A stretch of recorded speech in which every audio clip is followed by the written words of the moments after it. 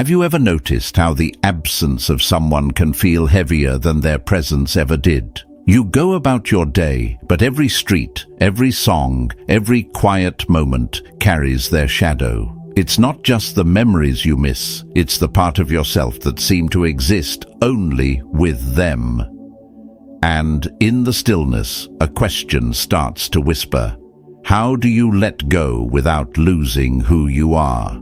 How do you stop caring so much without becoming cold? The Stoics wrestled with these same questions centuries ago. They understood that detachment isn't about shutting down your heart, it's about steadying it. It's the quiet strength to care deeply while standing on your own feet, to hold someone in your memory without letting them hold your peace. In this journey, we'll explore 5 Stoic rules, not as distant philosophy, but as tools you can carry into your own life, to release your grip on what's slipping away and to reclaim the calm that was always yours. So, take a breath. Let the noise outside fade for a while. Walk with me through this. You may find that the peace you've been searching for has been within reach all along. Rule 1. Embrace life's impermanence. Have you ever tried to hold on to someone so tightly that the harder you gripped, the further they seemed to drift away? Maybe it was a friend you once spoke to every single day, a constant presence in your life, woven into your routines and your sense of self. Or perhaps it was a partner you believed would be there forever. One day, they were still part of your world, their voice and laughter a familiar comfort. And then, without warning or explanation, they began to fade. No argument, no betrayal, just a quiet distance that grew until all that remained was absence. And in that absence, we often suffer twice, once because they are gone, and again because we never prepared ourselves for the possibility that they could leave. Marcus Aurelius once wrote, "Everything we hear is an opinion, not a fact. Everything we see is a perspective, not the truth." When we become emotionally attached, we don't just connect with people, we create entire stories around them. We imagine permanence where there is none. We believe our bond is fixed, unshakable, immune to the changing tides of life. But it never is. The Stoics understood that all things, people, moments, even the body we live in, are temporary visitors. Nothing truly belongs to us. And far from being a pessimistic view, this was, to them, the first step toward freedom. Understanding impermanence doesn't mean you stop caring. It means you stop clinging. The Stoics saw life not as a possession, but as a series of moments gifted to us. If you know something will change or end, you begin to cherish it while it's here instead of gripping it with fear. Imagine holding a handful of water. Tighten your fist, and it slips through your fingers faster. Open your palm, and you can feel its coolness for as long as it remains. I once had a friendship that lasted more than a decade, one I thought nothing could shake. We knew each other's fears, dreams, and flaws. We shared nights that stretched into morning, talking as if time were infinite. But slowly, life began to pull us into different currents. The calls became less frequent, the messages shorter, and the silences longer. I felt the distance but refused to accept it, trying to force the connection back to what it once was. I arranged meetups, sent long texts, made jokes to fill the space, yet each effort felt like dragging something lifeless. The truth was, I wasn't grieving the loss of a friend. I was grieving the loss of the story I had told myself, that this friendship would never change.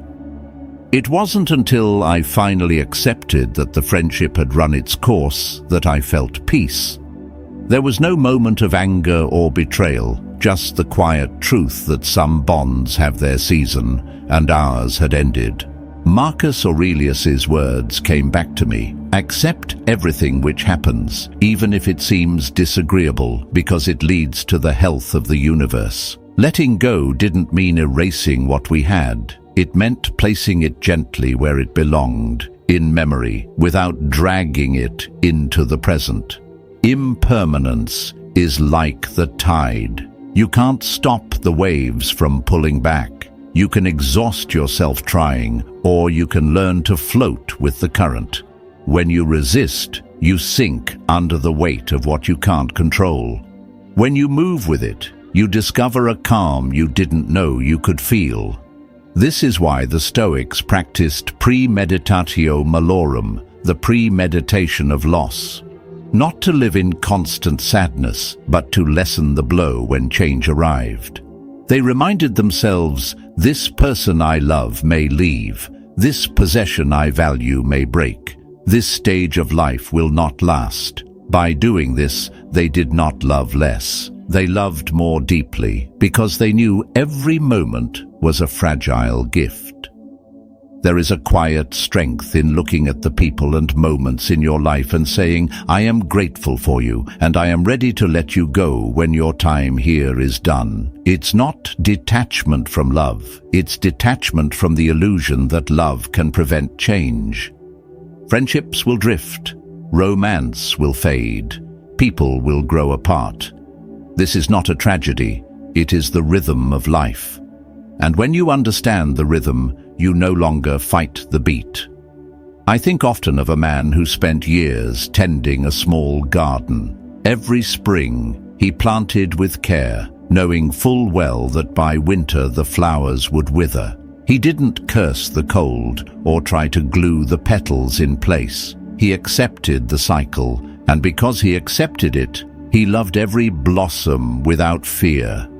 That's how we should hold the people and seasons in our lives, with open hands, knowing they will pass, and loving them all the more because of it. Ask yourself, what weight are you carrying simply because you haven't accepted that something is over? Are you mourning what truly existed, or the version of it you imagined would last forever? Letting go doesn't mean you lose the meaning of what was. It means you can finally see it clearly, without distortion. You honor it for what it gave you, without needing it to keep giving.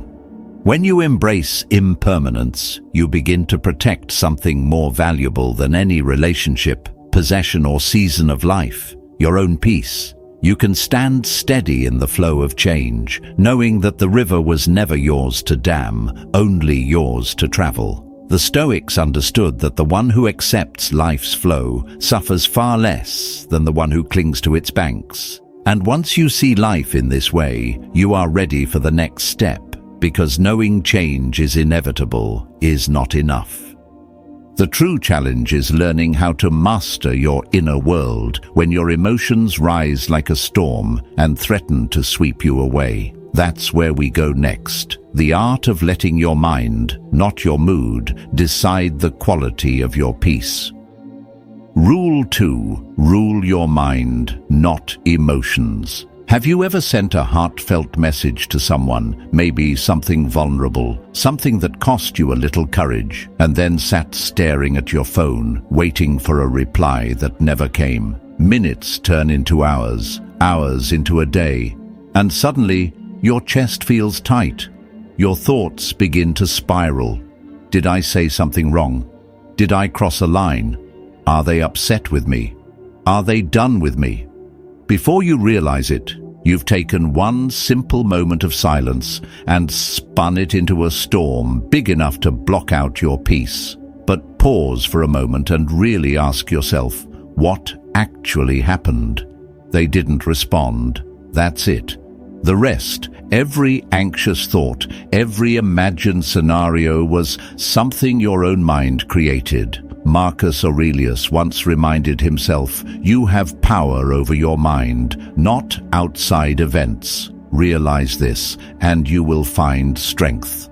The Stoics understood something we still resist today, that emotions are not unshakable truths. They are the shadows cast by our thoughts. We often believe pain, sadness, and anger arrive uninvited, that they are caused directly by what happens to us. But in truth, they are born from the meaning we assign to events. It is not the thing itself that wounds us. It is the story we tell ourselves about it. That realization may feel confronting, but it is also profoundly freeing. The second rule of emotional detachment is to master your emotions by mastering your thoughts. This doesn't mean you shut yourself off from feeling. It means you step back far enough to see the machinery behind the feeling. Epictetus said, "It's not things that upset us, but our judgments about things. Life doesn't crush us. Our interpretation of life does." And when you understand this, you begin to see that the mind is not a passive observer. It is an author. It writes the tone and weight of every experience you have. Consider a breakup. The relationship ends, and suddenly it feels like the world has tilted. You replay every moment, every conversation, combing through them for mistakes. You imagine they've moved on without a second thought. You wonder if you were ever truly loved. But if you pause and strip away the swirl of emotions, what are the bare facts? The relationship ended. That's it. Everything else, the blame, the feelings of inadequacy, the imagined narratives, is something you've constructed. And what is built in thought can be dismantled in thought. I learned this the hard way with a friend I trusted deeply. We had shared an intimate, meaningful conversation one evening, and I left feeling a rare closeness. The next morning I sent them a message, just a simple follow-up, a thread I hoped would keep the conversation alive. But there was no reply. Hours passed. Evening came. By nightfall, I was convinced I'd said too much, that I'd overstepped, that perhaps I had damaged something we had built over years. My mind raced, and my emotions followed like leaves caught in the wind. But the next day, they replied warmly, explaining that they had faced a sudden family emergency and hadn't even looked at their phone. There was no offense, no distance, just reality. In that moment, I understood something I had known intellectually but had not lived deeply. My suffering had nothing to do with their silence and everything to do with my interpretation of it. Marcus Aurelius's words echoed in my mind. The soul becomes dyed with the color of its thoughts. My mind had dipped the moment into fear, insecurity, and false meaning. I could have chosen patience, but I chose speculation. And speculation is a thief of peace. This is the crossroads we stand at every day. Will we believe every thought that flashes through our mind, letting it drag us into a storm? Or will we pause, slow down, and ask, is this real or just a reaction? When you stop assuming that every emotional flare is a reflection of truth, you take back the steering wheel. Mastering your emotions is not about becoming cold or mechanical. It is about becoming sovereign. It is about refusing to let fear, anger, or insecurity write your story for you. The Stoics trained themselves to slow the instant reaction between event and emotion. Seneca wrote that we suffer more often in imagination than in reality. Imagine if you lived with that sentence at the front of your mind. Every time the wave of anxiety rose, you could ask yourself, what is the fact here, and what is my mind adding? If you can learn to separate the two, you start building a life in which your peace is not at the mercy of someone else's words, actions, or silences. Think of your mind like a lens. If the lens is clouded, everything you see will look distorted, even if the world is perfectly clear. Cleaning the lens by questioning your thoughts is how you restore clarity, and with clarity comes calm. This doesn't happen overnight. It takes discipline. It takes the willingness to interrupt old habits of reaction. But with practice, you realize you can feel without being consumed, care without being controlled, and respond without being ruled by the first impulse that rises in your chest.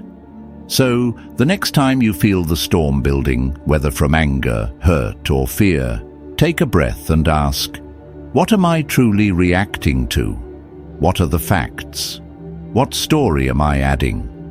If you find the courage to pause and examine, you'll often discover the storm was made of clouds your own mind had drawn. And if this reflection is striking something within you, I invite you to take a small step that keeps this conversation alive. Subscribe so we can keep walking through these Stoic truths together. And in the comments, write just 2 words. Think clearly. Let them be a reminder to yourself and a signal to others who are learning to choose reason over reaction.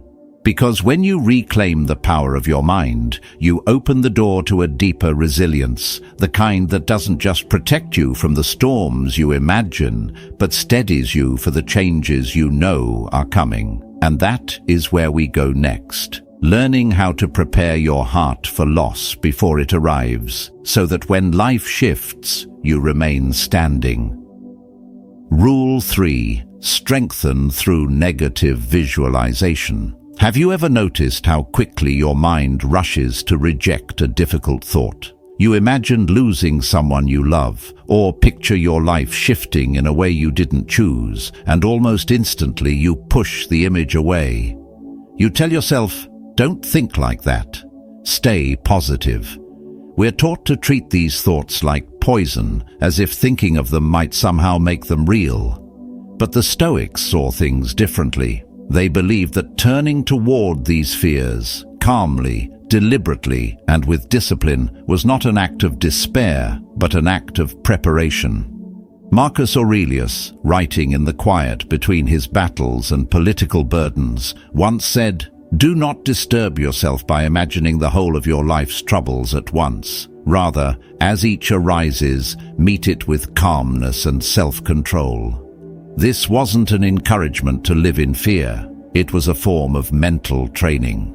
The Stoics called it premeditatio malorum, the premeditation of adversity. In modern words, we could call it negative visualization. And while the term may sound grim, its purpose is the opposite, to strengthen the spirit so that life's inevitable changes don't break you.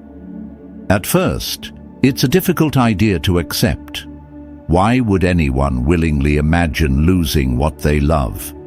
Why picture an empty chair at the table, or an unanswered phone call, or the absence of a voice that once filled your days? But the truth is, everything you love is already temporary. Your relationships, your comforts, even your own body. You can deny that reality, pretending that permanence is possible, or you can prepare for it. And preparation doesn't numb the heart. It sharpens the soul. I learned this when one of my closest friends told me they were thinking of moving across the world. We had been almost inseparable, daily calls, endless inside jokes, long conversations that stretched deep into the night. The idea of them being gone felt impossible, like trying to imagine the sun not rising. My first instinct was to fight it. It won't happen. I'll talk them out of it. I'll find a way to make them stay. But every time I resisted, the fear grew heavier. Each day together felt tinged with the anxiety of what might come. That's when I decided to do the very thing my instincts told me not to. I started imagining life without them, not as a punishment, but as training. Each morning, I would sit quietly and walk through the reality I feared. I would picture the coffee shop we always met in, but with only my reflection in the window. I would see myself walking home after a long day, unlocking the door and finding silence instead of their voice. I let the ache rise, but I didn't stop there. I kept imagining until I could see myself building new routines, finding different ways to spend my evenings, and forming new connections that grew in the space they once filled. When the day came and they finally moved, it hurt deeply, but it didn't destroy me. I had already lived that goodbye in my mind 100 times. I had made peace with its shape before it arrived. The pain was real, but so was the calm underneath it. Seneca put it perfectly. He robs present ills of their power who has perceived their coming beforehand. By walking through the loss in my mind, I had weakened its ability to crush me. Think of how often we do the opposite. Maybe you're in a relationship right now, terrified it will end. You analyze every small delay in a reply, every change in tone, believing that if you're vigilant enough, you can prevent the ending. But that vigilance is exhausting, and it robs you of the joy of what you still have. Or perhaps you're afraid of losing your job, so you avoid thinking about it altogether until the day it happens, and you're left stunned, unprepared, and adrift. Negative visualization is the antidote to this shock. By rehearsing loss in your mind, you trade panic for readiness. The Stoics understood that clinging to permanence is what makes us fragile. If you believe that the people and things you love will always be exactly as they are today, you build your peace on sand. The moment life shifts, and it will, the foundation cracks. But when you accept impermanence, when you prepare for it in thought, you stop depending on the world to remain still in order for you to remain steady.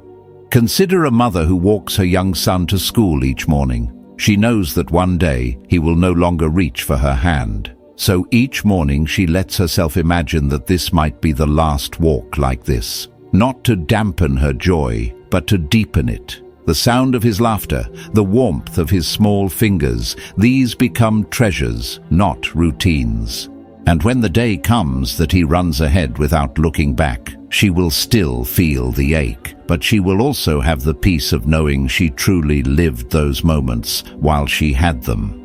Negative visualization is not about living in dread. It's about stepping into the shadow of loss long enough to see that it cannot erase who you are. When you picture the worst and keep going in your imagination until you reach the after, you realize something powerful. You can survive. You can adapt.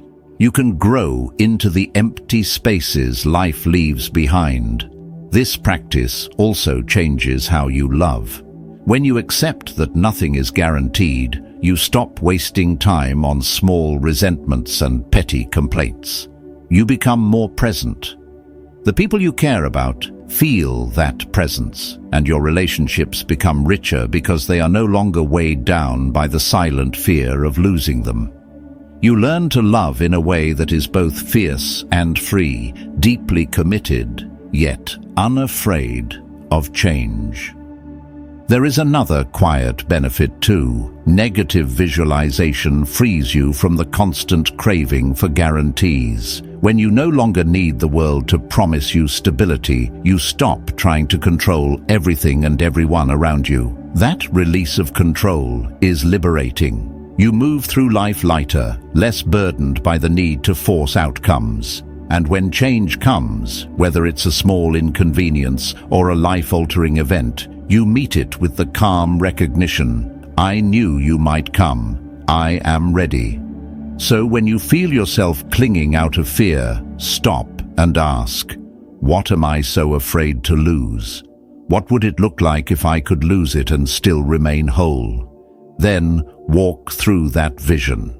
Let yourself feel the ache of absence, but also imagine the life that follows, the routines you would build, the strengths you would uncover, the unexpected joys that might find you in the space left behind.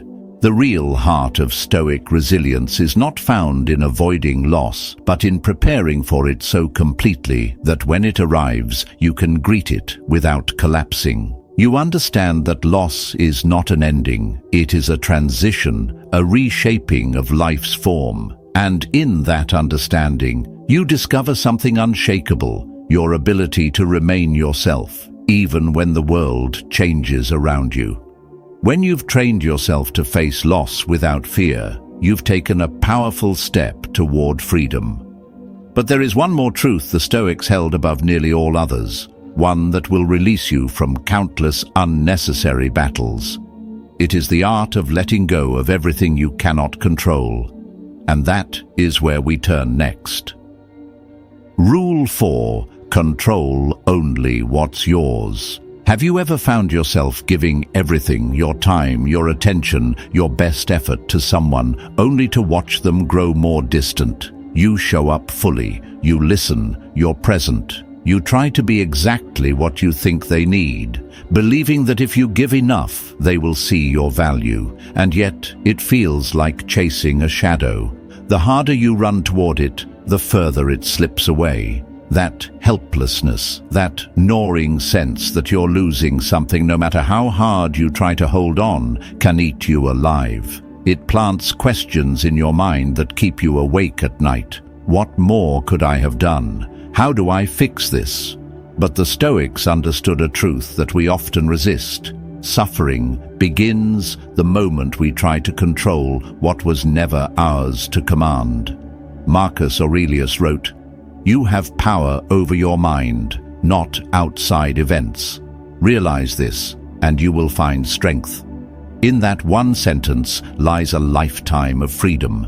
Because much of our emotional pain, especially in relationships, comes from trying to bend reality to our will. We try to control someone's feelings, their choices, their behavior, as if their heart were a lever we could pull if we only learned the right sequence. We adjust ourselves, hide parts of who we are, work harder to be pleasing, all in the hope that they will respond in kind. But no matter how perfect you try to be, you cannot govern someone else's heart. I once found myself in a relationship where I felt like I had to earn my place every single day. I planned thoughtful dates, sent long and kind messages, tried to anticipate their needs before they even voiced them. And yet, the more I gave, the less I felt seen. When they withdrew, I pushed harder, believing effort could bridge the gap. But the gap only widened. Eventually, I burned out, not because I stopped caring, but because I was carrying a burden that was never mine. The problem wasn't that I wasn't enough.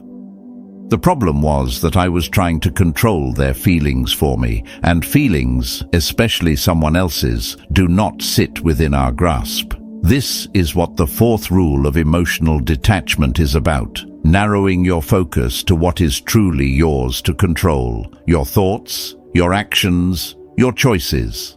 Nothing more. You can't make someone care. You can't force them to value you. You can't rewrite their priorities to place you at the center, but you can choose how you show up. You can decide whether to remain in a dynamic that leaves you drained or to walk away with your self-respect intact. When I finally stopped trying to manage their emotions and started managing my own expectations, something remarkable happened. I found peace. Not because they changed, but because I did. I let go of the illusion that my effort alone could hold the relationship together. I stopped measuring my worth by their response, and in doing so, I reclaimed my energy. Seneca once wrote, "It is not that we have a short time to live, but that we waste a lot of it. And one of the greatest wastes is spending our days trying to repair people who have no interest in being repaired, or waiting on validation that may never arrive. When your happiness depends on someone else's attention, you've handed them the keys to your peace. That's not love, that's captivity. Imagine a friendship where you are the one always reaching out. You check in, send thoughtful notes, remember important dates. Yet, they rarely initiate, never meet you halfway. At first, you try to excuse it. They're busy, they have a lot going on. But over time, the imbalance begins to sting.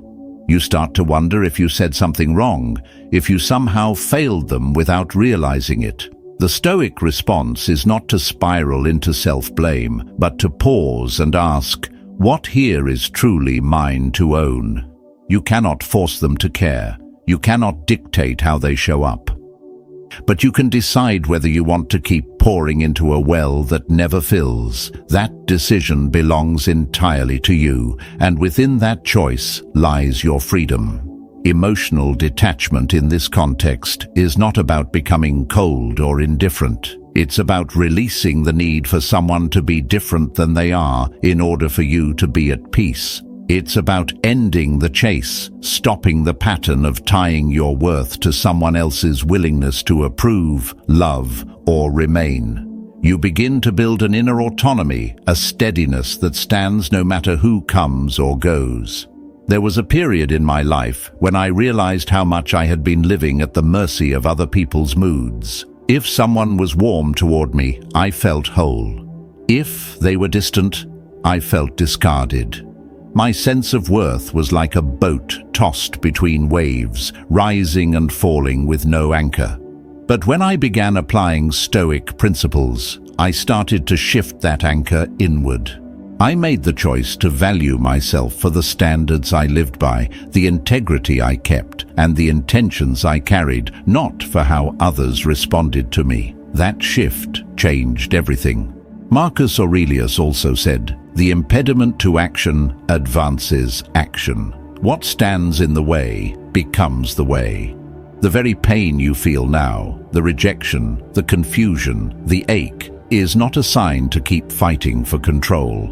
It is the signal that it's time to shift your focus entirely. The obstacle is showing you the lesson. Stop trying to fix them and start fixing your own focus. So if you catch yourself asking, what can I do to make them come back? How do I make this right? Recognize that those are the wrong questions. They keep your eyes locked on something you cannot command. Ask instead, what is mine to control? What is mine to release? Because the moment you release what is not yours, you rise, not in bitterness, but in clarity. You see that your worth was never dependent on their ability to recognize it. You learn that peace is not something they can give or take away. It is something you either protect or abandon. And once you've reclaimed that power, you are ready for the next step in this journey. Because the final transformation comes when you can pull back far enough to see the bigger picture, to realize that no single person, no single moment holds the authority to define your life. That is where we turn next. Rule 5. See the bigger picture. Have you ever been so consumed by the end of a relationship that it felt as if the entire structure of your life had crumbled? The air feels heavier. The days blur into nights. Every memory plays like a scene you wish you could step back into, but can't. In that fog, it's easy to believe this pain is the whole story, that nothing exists beyond it. The question keeps circling in your mind. How am I supposed to live past this? This is where the Stoic lens becomes not just helpful, but life-saving. Marcus Aurelius once wrote, "You have to assemble your life yourself, action by action, and be satisfied if each one achieves its goal as far as possible." In other words, zoom out. What feels like the end of your world is, in truth, just one scene in a much larger narrative. Your life is not defined by a single chapter, no matter how intense it feels right now. When we are emotionally bound to someone, our vision narrows. They become the anchor of our joy, the mirror of our worth, the container for our future. So when they leave, it feels like they've taken all of that with them. But the truth is, you were always more than that connection. You existed before them, with dreams and strengths and a life that was your own. I remember a breakup that left me hollow, not because of betrayal or cruelty, but because I had let so much of my identity intertwine with theirs. For weeks, my mind replayed the loss in a loop. Every place I went carried their absence like a shadow. Then, one night, walking alone under a wide sky scattered with stars, I asked myself a question I had been avoiding. In 5 years, will this still be the center of my world? Will this person truly define the meaning of my life? That question cracked something open. I began to recall the other parts of myself that had been dormant, the passions I had set aside, the friendships I had neglected, the goals that had quietly waited for my return. I realized that this moment was not the end. It was a turning point. Perspective didn't erase the grief, but it reframed it. Instead of a void, I began to see a doorway. The Stoics teach us to lift our eyes to a higher altitude. Marcus Aurelius compared time to a river. Events rush past, carried away as soon as they appear, only to be replaced by others. Storms, no matter how violent, are temporary by nature. Seen from above, they are part of a much larger weather pattern you are meant to pass through, not drown in. So if you are in that place now hurting, I'm not telling you to deny it. I'm asking you to step back far enough to remember that your life is measured in decades, not days. Ask yourself, how many moments like this have I already survived? How many times have I risen when I thought I couldn't? The answer is always the same. You rose every time. You became someone new every time. That is not chance. That is growth etched into your character. When you reflect on the bigger picture, the grip that one person or one season has on your peace begins to loosen. You stop giving a temporary moment the power to define your permanent story. You begin to act not from panic, but from purpose. You understand that while this pain may be part of your life, it is not the entirety of it. This is the essence of emotional detachment, not the absence of feeling, but the presence of perspective. It is remembering that you are a whole being with a life far larger than any single connection, loss, or disappointment. And from that place of clarity, you can move forward with both gratitude for what was and openness for what is yet to come. Your story is still being written, and this is only one page. Remember, you can learn these principles in a single day, but true dominance and control are forged through real experience, not just theory. Power is not something you recite from memory. It is something you embody when the moment calls for it. Every challenge you face is an opportunity to put these lessons into action. Every time you hold your ground when others waver, every moment you remain calm when tension rises, you are building unshakable authority. There will be times when you slip, when you react instead of leading, when you feel the old habits pulling you back. That is not failure. It is training. Each setback is a mirror showing you exactly where to strengthen your mind and sharpen your approach. When that happens, return to these lessons. Listen again. Reflect on where your composure cracked and commit to sealing those gaps. Growth is not a straight climb. It is a cycle of testing, learning, and returning stronger. If you want to keep mastering this mindset, stay connected. Subscribe so these reminders are always within reach when life tests you. And in the comments, type "Stand tall" as your commitment to meet every situation with clarity and control. Carry this truth with you. Respect is not demanded. It is commanded by the way you move, speak, and hold yourself in every interaction. The more you practice, the less you will need to assert it, because people will feel it without you saying a word. Your presence will speak for you. So walk into your next challenge with the quiet confidence of someone who has already seen the outcome in their mind and knows they will prevail. And get ready, because in the next video, we will go even deeper into the strategies that turn moments of uncertainty into opportunities for absolute control.